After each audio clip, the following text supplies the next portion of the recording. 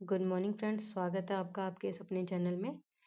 आज का हमारा जो क्वेश्चन है कॉन्स्टिट्यूशन का थर्ड क्वेश्चन है। इससे पहले 2 क्वेश्चन मैं करा चुकी हूँ, ठीक है। तो जिसका पेपर कोड में बता चुकी हूँ कई बार कि 1002 है और कहीं कहीं पे 102 भी आता है। फर्स्ट सेमेस्टर का क्वेश्चन है, ठीक है।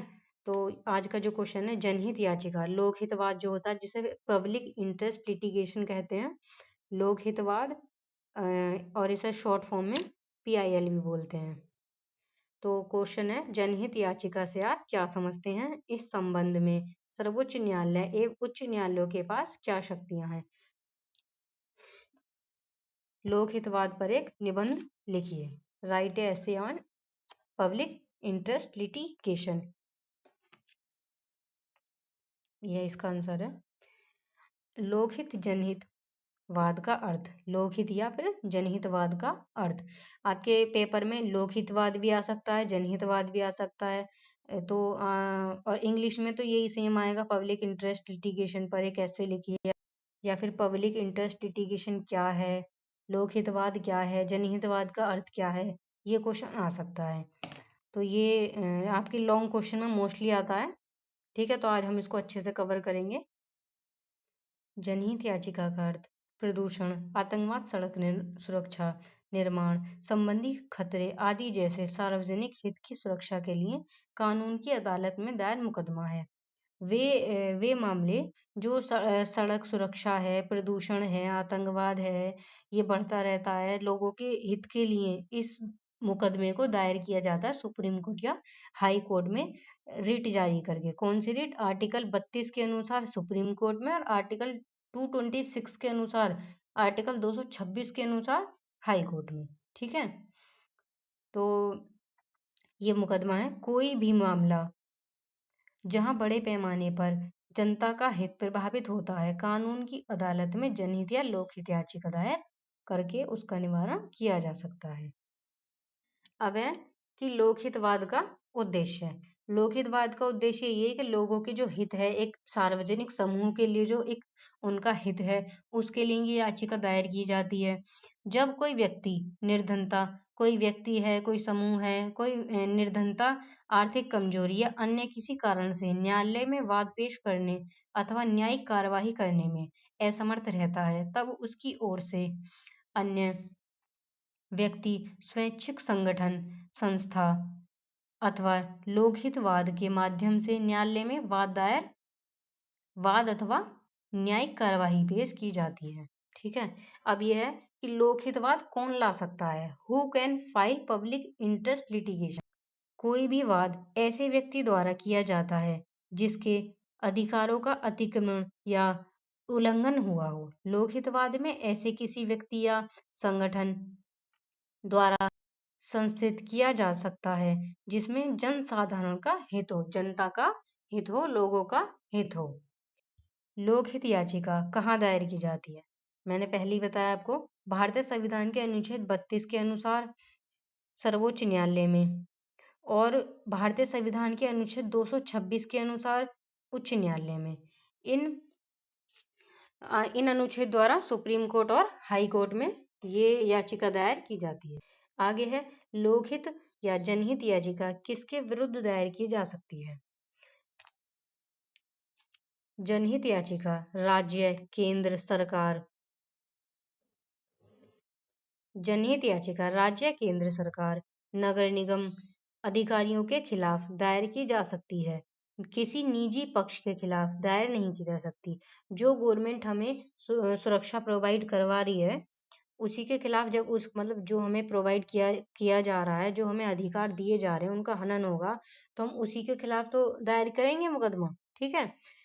राज्य की परिभाषा जो संविधान के अनुच्छेद 12 के तहत है, वही है। मतलब राज्य जो है, जो राज्य की परिभाषा है वो वही है जो अनुच्छेद 12 के तहत राज्य को बताया गया है कि राज्य क्या है। और नगर निगम है, कहीं गंदगी है, कहीं साफ सफाई नहीं हो रही, हम 100 बार कंप्लेन कर चुके हैं लेकिन ये लोग नहीं मान रहे, नहीं कर रहे हैं।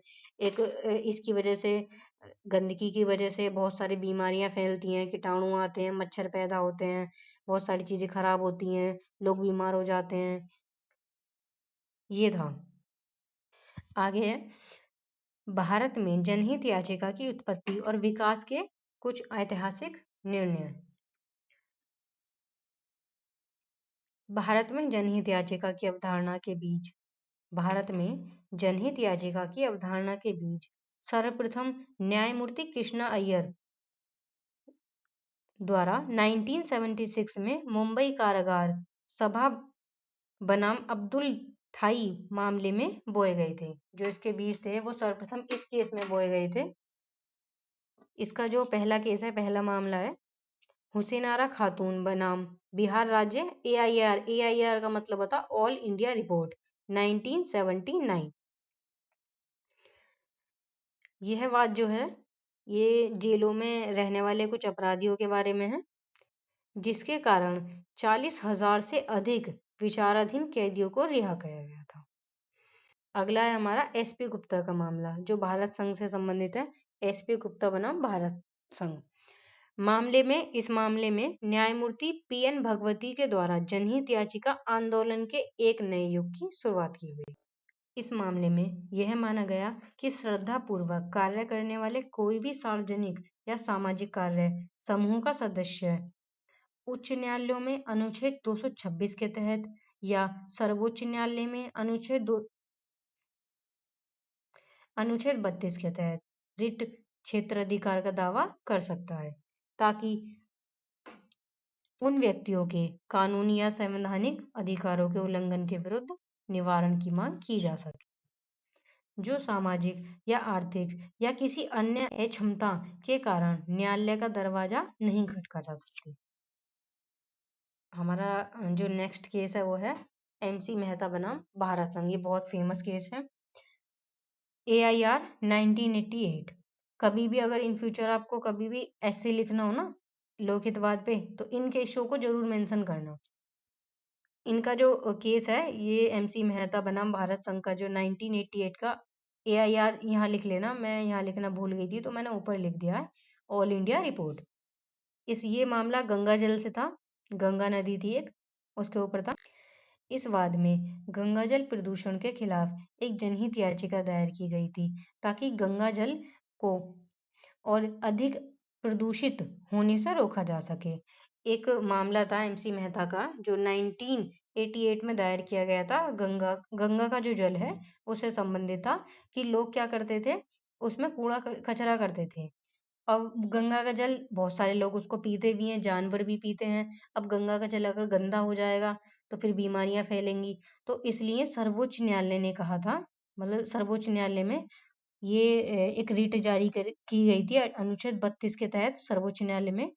तो सर्वोच्च न्यायालय ने कहा था कि याचिकाकर्ता हालांकि नदी के किनारे का मालिक नहीं है, फिर भी वह हकदार है, क्योंकि वह गंगा जल का उपयोग करने वाले लोगों के जीवन की रक्षा करने में रुचि रखने वाला व्यक्ति है।